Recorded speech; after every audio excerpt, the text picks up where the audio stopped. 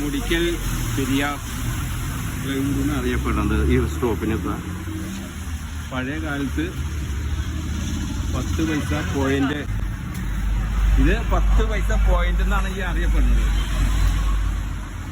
ഈ സ്റ്റോപ്പ് നിലനിർത്താണ് സർക്കാർ. അറിയപ്പെടുന്നത് എന്താ? 10 പൈസ പോയിന്റ് അല്ല. പഴയ കാലത്ത് 10 പൈസ പോയിന്റ്. 10 പൈസ പോയിന്റ് ഇവിടെ 13 രൂപ. ഇപ്പൊ 13 രൂപയില്ല. നീ 10 പൈസ പോയിട്ട് നിനക്ക് ഓർമ്മയുണ്ടോ? ഓർമ്മയില്ല.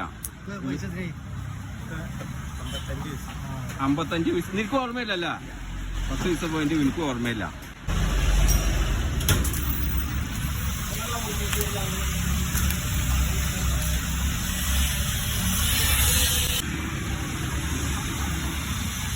മുകളിലത്തെ പണിയാണ്.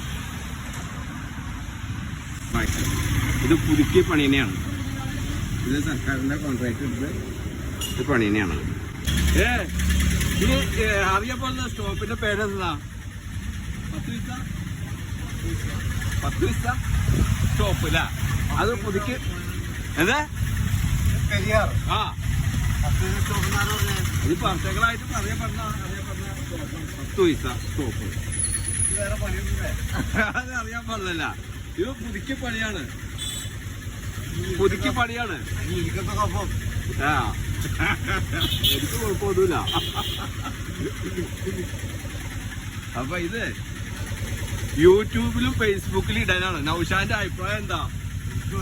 ഒരു അഭിപ്രായമില്ല.